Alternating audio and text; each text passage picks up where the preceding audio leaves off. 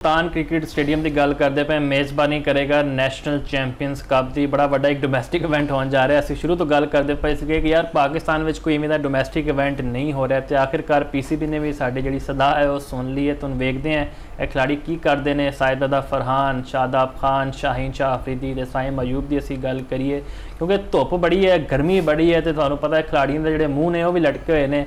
Liga खेलना ज़्यादा पसंद करते हैं, लेकिन जो भी डोमैसटिक इवेंट आता ना तो एक मत्थे उत्ते बल जा आ जाता है। जाबिर साहब तुसीं की कहोगे जो इवेंट हो रहा है कितना कारगर होएगा, क्योंकि अगे पीसीबी ने भी कहता कि वर्ल्ड कप की तैयारियों की कड़ी है। मुफाज साहब एक गल तुहानू भी पता तो मैनू भी पता, पीसीबी जो मर्जी के वर्ल्ड कप की टीम तो आकिब जुए की सिलेक्ट करेंगे तो इसलिए तुसीं जिन्ने मर्जी टूरनामेंट करा लो उस तो फर्क नहीं पैंदा, क्योंकि कई ऐसे मुंडे जिहड़े वर्ल्ड कप की स्क्वाड का ऑटोमैटिक हिस्सा होणगे इस टाइम इंग्लैंड के टेस्ट सीरीज़ खेड रहे हैं, जिहदे बाबर आजम होणगे, मोहम्मद रिजवान होणगे। अभी मैं तुहानू दसदा कि मोहम्मद रिजवान भी 2027 का वर्ल्ड कप जरूर खेडणगे। उस तो बाद सलमान अली आगा होणगे, उस तो बाद मे भी मोहम्मद अली भी उस स्क्वाड का हिस्सा होण, तो बेशतर मुंडे तो उत्थे ने। तो सिर्फ कह लो कि जोड़े अवेलेबल मुंडे सन जिन्होंने असीं अगे लैके जाना है, तो उन्होंने कोल कोई क्रिकेट की विंडो नहीं सी आ रही, तो उन्होंने तैयारी लिए इन्होंने इवेंट सजाया। तो मेरे ख्याल से जो इवेंट सजाया तो फिर मुंडिया नूं मौका भी दिओ। देखो जी तुसीं कैप्टनसी दी कीती है ना, बंदे बंदियां कैप्टनसी दी है, वो तो नहीं लग रहा कि कोई फ्यूचर प्लान के हवाले नाल इस कप का। तुसीं साहिबजादा फरहान नूं एक टीम का कप्तान बनाता, एक दा शदाब नूं बनाता, एक दा फड़ के साइम अयूब नूं बनाता।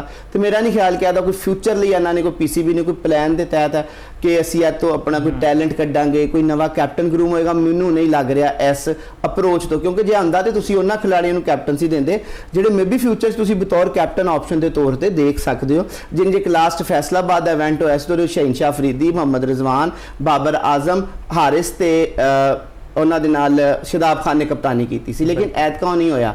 तो पीसीबी नूं चाहिए कि काइंडली थोड़ा जिहा अपना माइंड भी क्लीयर करन, सानू भी क्लीयर होण देण, तो मुंडियां नूं भी क्लैरिटी दे नाल खेडण, ताकि मुंडे अपने रोल दे उत्ते फिक्स होण, अपना रोल जेन च क्लीयर करके उहदे उत्ते प्रैक्टिस करन, ते जदों मैदान च उतरन उदों जाके उहदे मुताबक प्लान दे मुताबक परफॉर्म करन, ताकि रिजल्ट पाकिस्तान की जीत की सूरत च आए, ना कि फिर सिर सुट के ही असीं स्टेडियम तो बाहर आइए।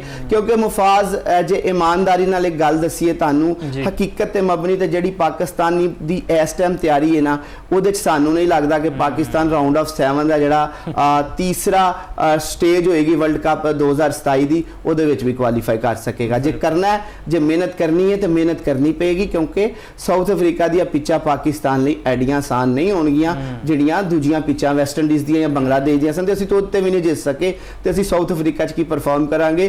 पीसीबी दे थिंक टैंक नूं हुण थोड़ा जिहा सिर जोड़ के बहना चाहिए। तो 2027 का वर्ल्ड कप जिहड़ा हुण सिर्फ तो सिर्फ 13 तो 14 महीने की दूरी पर रह गया, उहदे लई प्लैनिंग प्रॉपर प्लैनिंग होनी चाहिए, ताकि मुंडियां नूं एक प्लान दिता जाए। तो जे बाबर आजम नूं कप्तान बनाना है, जड़ियाँ खबरां भी ने, तजियात भी ने, तो लग भी रहा कि उन्होंने बनाएंगे, तो इंग्लैंड की सीरीज़ तो बाद फौरी तौर पर कप्तान अनाउंस कर दें, ताकि वो अपने मुताबिक टीम बना सकन।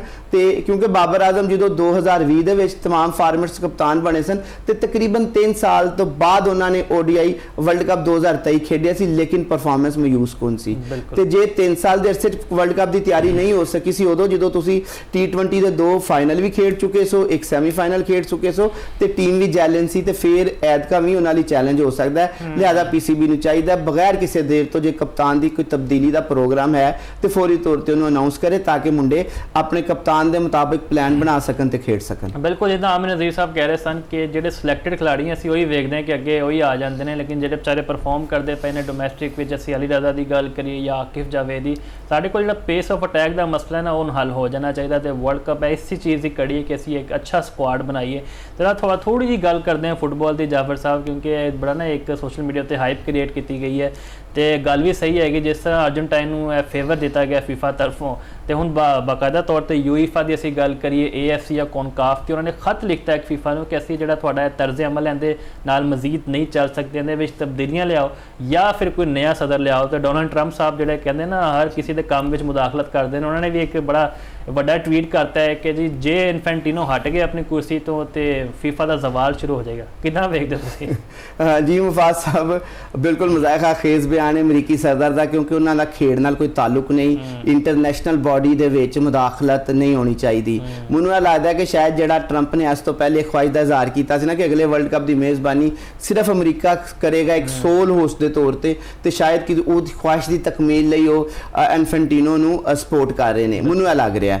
ਲੇਕਿਨ ਜੇ ਦੂਜੀ ਗੱਲ ਕਰੀਏ ਕਿ ਉਹ ਇਤਮਾਦ ਵਾਕਈ ਖੋ ਚੁੱਕੇ ਨੇ, ਦੇਖੋ ਸਭ ਤੋਂ ਪਹਿਲਾ ਤਨਾਜ਼ਾ ਜਿਹੜਾ ਹਾਲੀਆ ਫੀਫਾ ਦੇ ਜਿਹੜੇ ਸਰਬਰਾਹ ਨੇ ਉਹਨਾਂ ਨਾਲ ਯੂਏਫਾ ਦਾ ਆਇਆ ਸੀ, ਉਹ ਉਹਨਾਂ ਦੀ ਜਿਹੜੀ ਰੈਫਰਿੰਗ ਦਾ ਮਿਆਰ ਸੀ ਵਰਲਡ ਕੱਪ ਦੇ ਵਿੱਚ 2026 ਦੇ ਵਿੱਚ ਉਹ ਬਹੁਤ ਪਸਤ ਰਿਹਾ। ਉਹਦੇ ਉੱਤੇ ਬਿਲਾ ਵਜ੍ਹਾ ਅਰਜਨਟਾਈਨਾ ਨੂੰ ਸਪੋਰਟ ਕੀਤਾ ਗਿਆ, ਬਹੁਤ ਸਾਰੇ ਖਿਲਾੜੀਆਂ ਨੂੰ ਬਿਲਾ ਵਜ੍ਹਾ ਗੈਰ ਜ਼ਰੂਰੀ ਤੌਰ ਤੇ ਯੈਲੋ ਤੇ ਰੈੱਡ ਕਾਰਡ ਦਿੱਤੇ ਗਏ, ਲੜਾਈ ਝਗੜੇ ਹੋਏ ਜਿਹਦੇ ਵਿੱਚ ਇੱਕ ਅਮਰੀਕੀ ਖਿਲਾੜੀ ਵੀ ਸੀ ਜਿਹਨੂੰ ਗੈਰ ਜ਼ਰੂਰੀ ਤੌਰ ਤੇ ਕਾਰਡ ਵਿਖਾ ਦਿੱਤਾ ਗਿਆ ਤੇ ਫਿਰ ਟਰੰਪ ਨੇ ਉਹਦੇ 'ਚ ਵੀ ਮੁਦਾਖਲਤ ਕੀਤੀ। ਮੁਫਾਜ਼ ਸਾਹਿਬ, ਫੀਫਾ ਇੱਕ ਆਲਮੀ ਬਾਡੀ ਜਿਹੜੀ ਦੂਜੀ ਜਿਹੜੀ ਆ ਤਨਜ਼ੀਮਾਂ ਨੇ ਉਹਨਾਂ ਦੇ ਸਪੋਰਟ ਦੇ ਨਾਲ ਚੱਲਦੀ ਹੈ। ਦੇਖੋ ਤਿੰਨ ਵੱਡੀਆਂ ਏਸ਼ੀਆ, ਅਮਰੀਕੀ ਤੇ ਯੂਫਾ ਯੂਰਪ ਦੀ ਜਿਹੜੀ ਫੁੱਟਬਾਲ ਫੈਡਰੇਸ਼ਨਸ ਨੇ ਉਹਨਾਂ ਦੇ ਖਿਲਾਫ ਕਹਿ ਚੁੱਕੇ ਨੇ। ਤਕਰੀਬਨ ਇਹ 102-103 ਮਮਾਲਿਕ ਨੇ ਇਹਨਾਂ ਤਿੰਨਾਂ ਤਨਜ਼ੀਮਾਂ ਦੇ ਰੁਕਨ ਨੇ ਜਿਹੜੇ ਫੀਫਾ ਦੇ ਹਾਲੀਆ ਸਦਰ ਦੇ ਉੱਤੇ ਅਦਮ ਇਤਮਾਦ ਦਾ ਇਜ਼ਹਾਰ ਕਰ ਚੁੱਕੇ ਨੇ।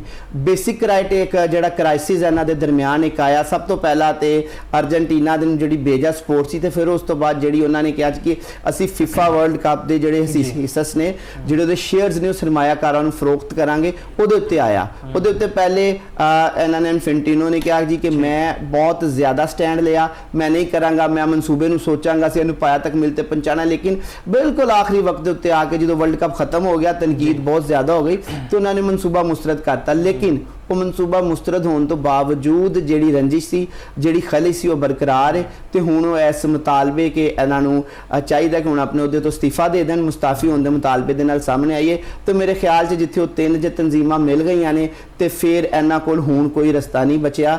ਇਹਨਾਂ ਨੂੰ ਫੁੱਟਬਾਲ ਦੀ ਸਾਖ ਬਚਾਉਣ ਲਈ, ਖੇਡ ਦੀ ਸਾਖ ਬਚਾਉਣ ਲਈ ਤੇ ਫੀਫਾ ਜਿਹੀ ਜ਼ਬਰਦਸਤ ਤੇ ਅਜ਼ੀਮ ਬਾਡੀ ਨੂੰ ਕਹਾਂਗਾ ਕਿਉਂਕਿ ਬਹੁਤ ਅੱਛੇ ਤਰੀਕੇ ਨਾਲ ਇਵੈਂਟ ਪਾਸਟ 'ਚ ਮੈਨੇਜ ਕਰਦੇ ਰਹੇ ਨੇ, ਉਹਦੀ ਸਾਖ ਬਚਾਉਣ ਲਈ ਮੁਸਤਾਫੀ ਹੋਣਾ ਪਏਗਾ।